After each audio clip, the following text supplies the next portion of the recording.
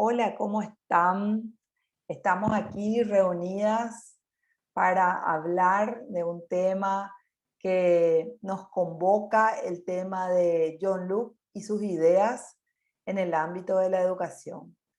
¿Qué música estábamos escuchando? A ver si alguien me puede decir. The Scientist, profe. Ok, y su traducción sería La científica. la científica. ¿Qué mejor tema de Coldplay para poder enganchar con las ideas de John Luke? John Luke, y les voy a proyectar de quién se trata, de quién es John Luke. Es un pensador inglés de influencia eh, notable y preponderante en educación. John Luke, les presento al filósofo inglés John Luke, que nació en, ese sí que me van a ayudar a la pronunciación, Brixton, Somerset, en el 29 de agosto de 1632, Essex, y el 28 de octubre de 1704 fallece a la edad de los 70 años, este pensador inglés. Él es inglés y en esta época de la historia, 1600 a 1700, se produjeron acontecimientos en la vida civil, política de Inglaterra que marcaron la vida política en sí y la influencia para que él, este señor, John Luke, pueda desarrollar sus ideas. Aquí tenemos que es un filósofo inglés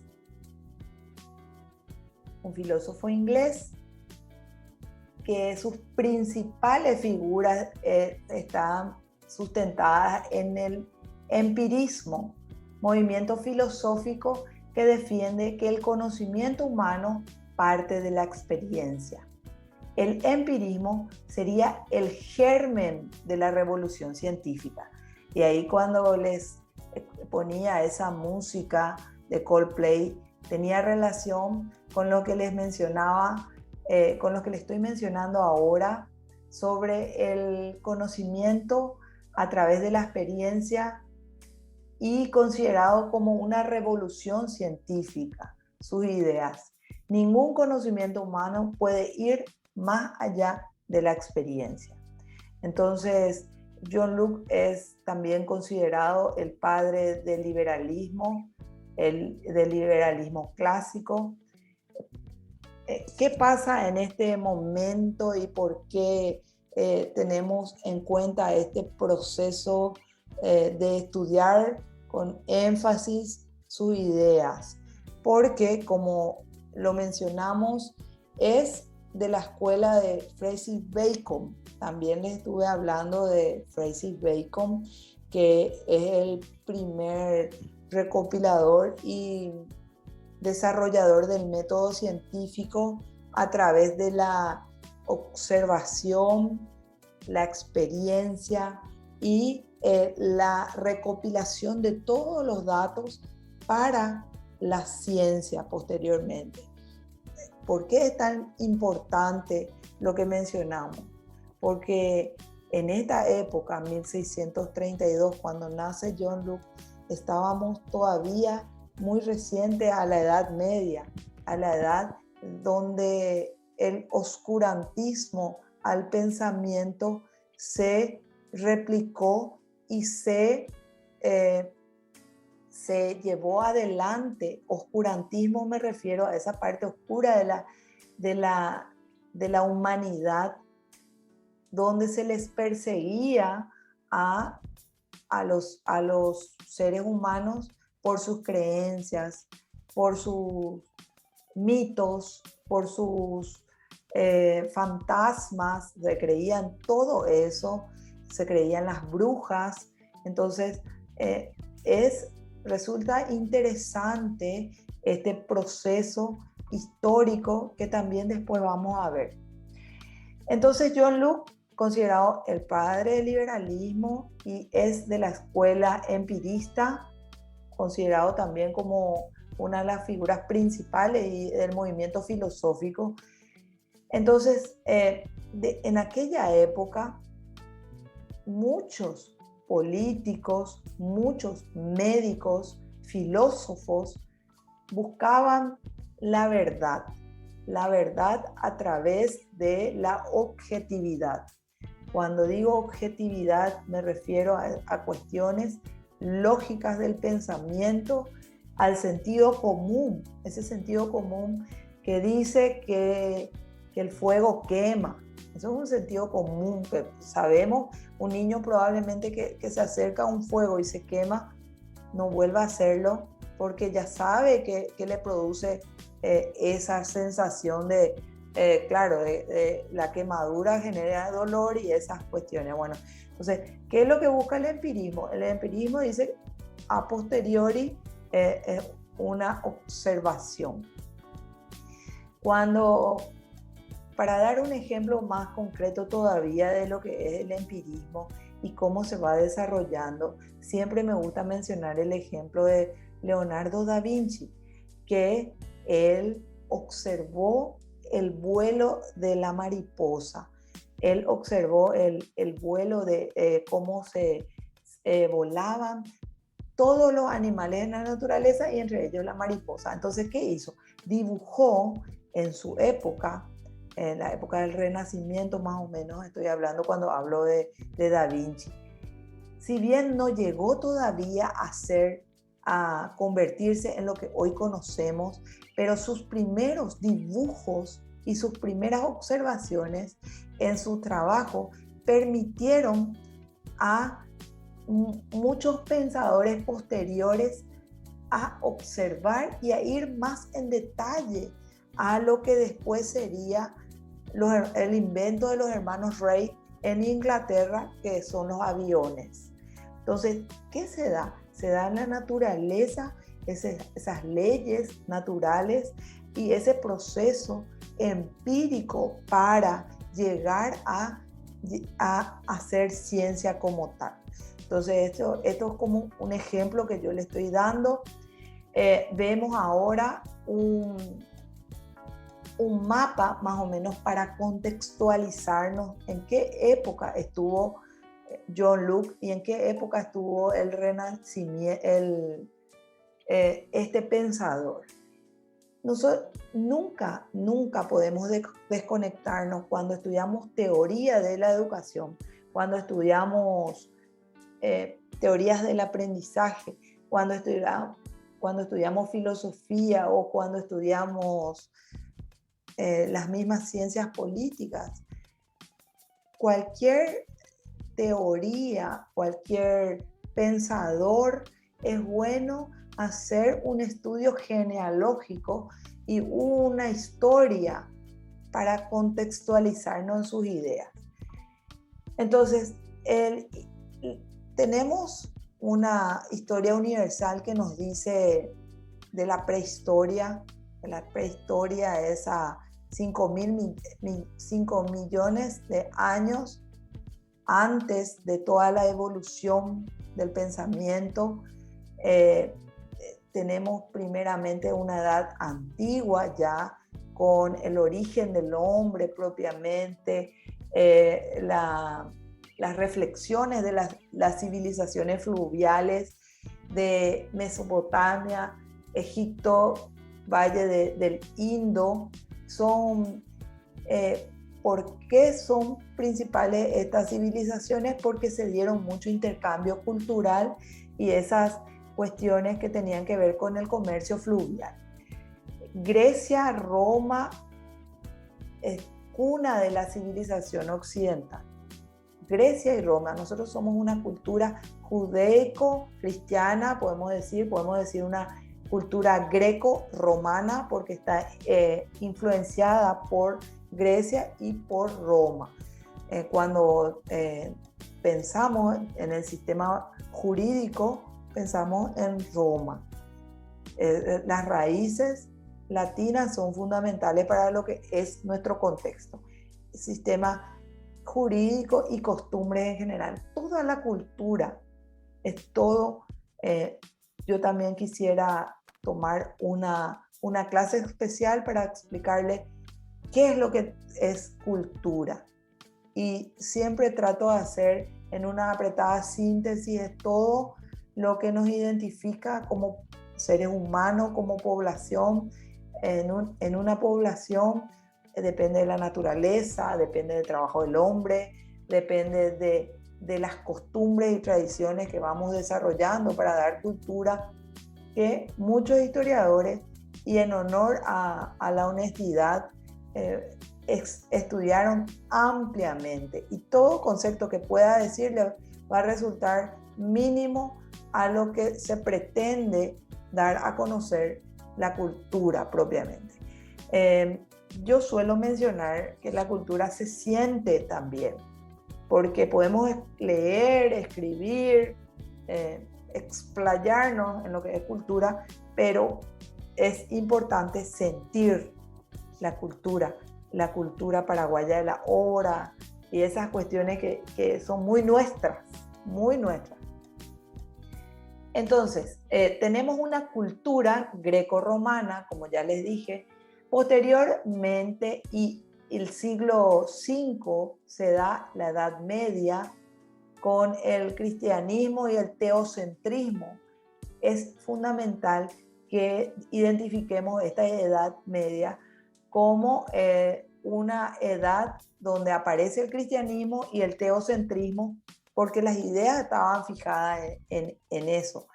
A partir de la caída del Imperio Romano se da como un corte y se inicia la Edad Media con las ideas de Jesucristo, que también vamos a estudiar porque tiene una influencia demasiado relevante en nuestro estudio de teoría de la educación.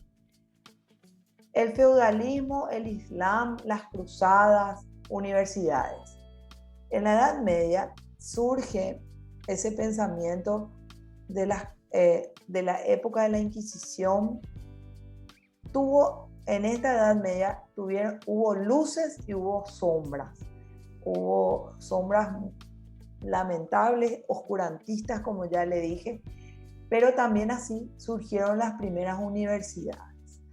Las primeras universidades de ese pensamiento de la antigua Grecia, ese pensamiento aristotélico, ese pensamiento de todos los pensadores. Por eso se trae y hay evidencia de textos escritos por los antiguos de nuestra civilización y de nuestra cultura.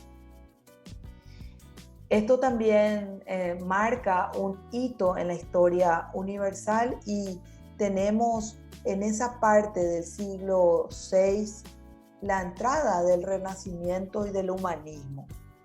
Y es ahí donde aparecen las ideas, después de superado por mucho tiempo, casi un siglo, de feudalismo. El sistema feudal es el sistema conocido como el gran señor, que tenía tierras donde ese señor tenía feudos, por eso se dice feudos, grandes extensiones de tierra donde tenía el poderío de una población determinada. Eso era, así es conocido el feudalismo. Tenía todo su régimen, todo su sistema, y donde los habitantes de esa tierra debían pagar tributos al señor feudal. Las cruzadas son enfrentamientos religiosos entre los cristianos, los que no comulgaban con la Iglesia Católica, y todas esas cuestiones que se dieron las cruzadas y la persecución por la religión. Y las universidades, como ya le dije, que se fueron fueron dando luz en la oscuridad. Y ahí aparece el humanismo y el renacimiento. Entonces, la Edad Moderna, ya con Francis Bacon como principal referente al método científico, le tenemos a John Locke a partir de ese año 1600 cuando nace, y después vamos a ver sus obras. Ya nace en esa época que resulta siempre conflictiva. No olvidemos que nuestra historia universal fue marcada por conflictos de enfrentamientos civiles, por ideas, por cuestiones de poder, cuestiones que tengan que ver con el poder. Entonces, en la Edad Moderna está marcada por los estados modernos, se da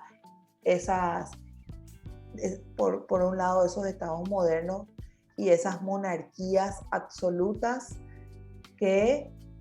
donde decían que la autoridad y el poder venía de Dios. Esa es una de las características de las monarquías absolutas, donde el monarca tenía potestad absoluta para el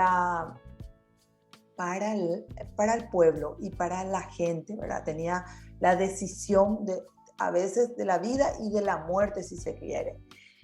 Uno de los monarcas más representativos de la monarquía absoluta es Luis XV, un déspota, donde persiguió al pueblo y donde fueron cercenados muchos derechos. Estaban en Rusia los Romanov. Empieza como una era de cambios también. Pasamos de los estados feudales a las monarquías, la expansión europea, la reforma y la contrarreforma. Que cuando me refiero a la reforma de la Iglesia Católica al luteranismo. Lutero, el referente de las ideas del protestantismo que se le conoce, cuestionó ciertos pasajes de la Biblia y eso se da como una reforma.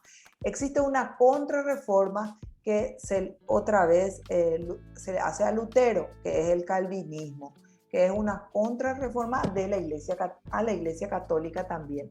Todos estos hitos marcan la vida porque marcan ese proceso intelectual, esas ideas y cómo se fue desarrollando. John Locke es un referente porque sus ideas ya empiezan a tener forma y empiezan a dar sentido en lo que es la edad. Venía de una edad media difícil, el siglo en sí, posteriormente a eso las ideas de John Locke se manifiestan. ¿Y cuáles serían las principales ideas? Justamente esa idea de decir que el ser humano único e irrepetible, con sus talentos, con sus capacidades, llevan adelante un gobierno y no necesariamente un estado teocrático de un poder absoluto. Él en sus escritos menciona que el ser humano único e irrepetible, de acuerdo a su experiencia, puede rebelarse ante el poder monárquico de la época. ¿Se imaginan? Nada más y nada menos un referente que pueda escribir eso ya en esa época, 1600. Vamos a ver su obra. Entonces, se da todo este acompañamiento con esa. Él era una persona que tenía influencia en los monarcas inclusive. Entonces, edad contemporánea, se da la revolución industrial, donde aparecen los inventos hasta hoy día conocidos. Se da la Revolución Francesa. La Revolución Francesa es interesante porque es un hito histórico, político, basado en las ideas de igualdad, libertad y fraternidad. 1876. Estoy diciendo de memoria, puede haber un error. en la Revolución Francesa. ¿Qué es lo que se da en la Revolución Francesa? Se da la toma del poder por parte de la muchedumbre, por parte del pueblo, para derrocar al sistema monárquico en aquel entonces. Lo llamativo de este acontecimiento de la historia que se produce en Francia: libertad, fraternidad, igualdad. En sus pronunciaciones en francés, para los que sepan francés van a decir mejor, las ideas se fueron desarrollando con ese objetivo de implementar, de sacar el yugo de los regímenes monárquicos. Bueno, dato anecdótico de la Revolución Francesa es que se toma la Bastilla, que era un edificio donde se legislaba y se daba a conocer las decisiones del monarca para con el pueblo. Y la Bastilla también era considerada, una cárcel, donde era un edificio bastante emblemático para la época. Sin embargo, el palacio del monarca estaba en Versalles. Como es Francia, se toma la Bastilla en la Revolución Francesa, y eso para derrocar a los monarcas. Bueno, después podemos tener en cuenta la Primera Guerra Mundial, la Segunda Guerra Mundial, los pasajes de la Guerra Fría, del terrorismo, en la Edad Moderna, de la Edad Moderna. Entonces tenemos ese sistema, después viene la Edad Contemporánea, y hoy en día ya tiene mucho, muy reciente en nuestra historia, cuando hablamos de 1945, Segunda Guerra Mundial, y lo que se viene después de la Segunda Guerra Mundial, con la Guerra Fría, el terrorismo muy vigente. A veces escuchamos y seguimos escuchando, y algo que está marcando hoy nuestra era es la globalización. Muchos ya están hablando de este nuevo orden mundial, si se quiere, a partir del 2020, como un globalismo, donde no existen fronteras. Nuestras fronteras están hoy en día cerradas cuando nos dedicamos a esas fronteras para ir, digamos. Sin embargo, está el movimiento globalismo, del globalismo es un movimiento político ideológico. Eso es muy actual. Eso después vamos a conversar si les interesa. Bueno, y se da también esto del tema de la revolución tecnológica a partir de la virtualidad. Ustedes son muy jóvenes, pero a mi edad, con 40 años, les puedo decir que en mi infancia, estoy hablando de los años 80, 90 en especial, porque es lo que tengo memoria y noción. Vivimos la época dictatorial, vivimos en los hogares, no había luz eléctrica, eran muy escasos recursos, las personas, no había recursos, y se da un avance importante, un salto importante con toda la relación de las posibilidades económicas, ese desarrollo, ese intercambio que hubo en nuestro país y en todo el mundo. Bueno, entonces, ¿qué tiene que ver esto John Locke? Todas sus ideas se fueron arrastrando, algunas olvidando otras, menoscabando otras, porque este pensador tuvo gran influencia en educación, ya que tiene obras sobre el tema.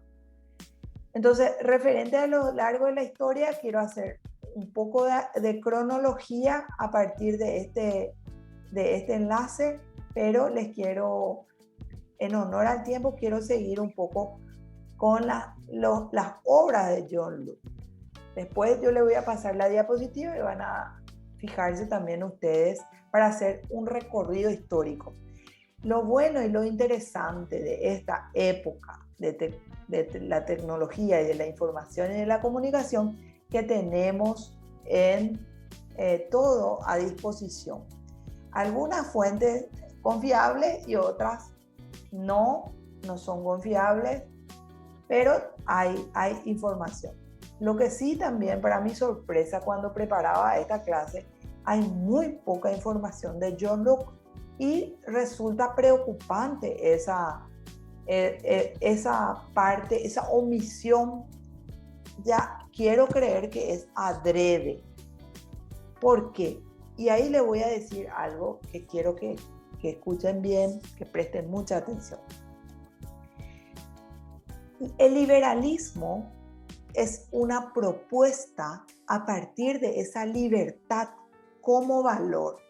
Podemos conocer el valor del respeto, de la solidaridad, del amor, de la responsabilidad, pero el valor fundamental que se presenta a partir del liberalismo es la libertad. Supremo. Va acompañado, por supuesto, a la vida del ser humano. La vida, la libertad y la búsqueda de la felicidad. Son tres valores fundamentales para el ser humano. Y esto se plantea en el liberalismo con John Locke al hacer todas estas investigaciones y estas reflexiones. Por eso que si ustedes vieron la evolución de la historia de la humanidad, tiene sus altibajos, marcadas por guerra, marcadas por autodestrucción y destrucción, para llegar a una época moderna donde los conflictos son otros conflictos ya fueron menos, inclusive. ¿Por qué? Porque recuerden ustedes que en la Segunda Guerra Mundial llegaron a tirar bombas atómicas, destruyendo totalmente pueblos enteros y dejando como consecuencia nefastos acontecimientos. Entonces, todo eso se fue construyendo a partir de las ideas de John Locke de decir el respeto a la libertad del otro, pero como algo positivo y no como estas cuestiones bélicas perjudiciales. Y se dejaron de lado las ideas fundamentales. Cuando yo digo libertad, escuchen bien, cuando digo libertad, tengo esa libertad individual como ser humano que soy, con dignidad a mi integridad. Eso refiere John Locke. Entonces, la libertad es, por un lado, las ideas que propone John Locke es la libertad individual, esa libertad de hacer, esa libertad de hacer, de ser docente, de ustedes de ser traductoras de lengua coreana, de ser docentes en la lengua coreana. Esa es la libertad propia, la libertad formal que se propone en el liberalismo. Y posteriormente, esa libertad, porque ojo con eso, la libertad no es esa cuestión de andar, de hacer lo que se me cante, y justamente es la responsabilidad. Entonces la libertad está unida necesariamente a la responsabilidad. No puede ir un valor simplemente con liberal, la libertad, pero esa libertad tiene inserto la responsabilidad. Cuando el ser humano es consciente de que su libertad termina donde empieza la libertad del otro, estamos hablando de una libertad consciente, de una libertad formal, una libertad individual. Por otro lado, el liberalismo propone la libertad de disponer, o la libertad material. esa libertad material que se podría decir que es una libertad que necesita necesariamente de igualdad de oportunidades. Cuando mencionamos el liberalismo como una cuestión de libertad individual de hacer y una libertad individual de disponer de. Ahí disponer de mi propiedad, por eso se desarrolla como la propiedad privada como algo fundamental en las ideas liberales, la propiedad privada. Pero la propiedad privada es esto que tenemos aquí, nuestras ideas, nuestra mente, nuestro cerebro, nuestro cuerpo. Existe esa libertad de disponer, pero siempre marcado en ese respeto de no autoflagelarse, de no dañar a los demás, porque de eso se trata la libertad, de tener la responsabilidad y también esa libertad de disponer. Disponer, si tenemos conciencia de nuestra propiedad como tal, nuestra propiedad privada es nuestra mente, nuestro cuerpo y después no es todo nuestro cuerpo, ¿verdad? Entonces, eso es lo que plantea John Locke en sus ideas. Y él, vuelvo a repetir, uno de los mayores aportes fue justamente la rebelión al sistema monárquico de la época. O sea, él se podía decir que estaba en contra del estatismo duro y puro que tenemos hoy. El estatismo es el Estado conformado por toda esa cuestión de regular todas las libertades que podamos tener, regular hasta ahora la misma vida humana se está regulando y todas esas libertades. Entonces él estaba justamente en contra de eso, de esas ideas.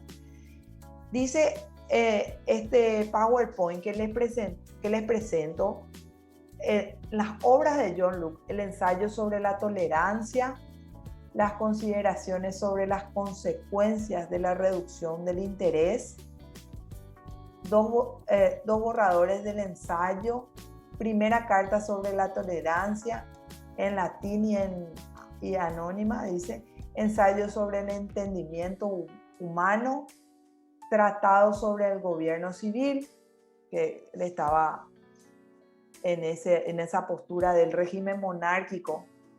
El pensamiento sobre educación, en 1693, él escribe esto y dice, pese al predominio del escolasticismo aristotélico en Oxford, en la época en que Locke realizó allí sus estudios en filosofía, dice, se enmarca la tradición empirista. Él se enmarca en la tradición empirista de Francis Bacon, recibiendo la influencia de Gassendi y compartiendo el carácter antidogmático y experimental del Royal Society bajo la clara influencia de la nueva ciencia de la naturaleza.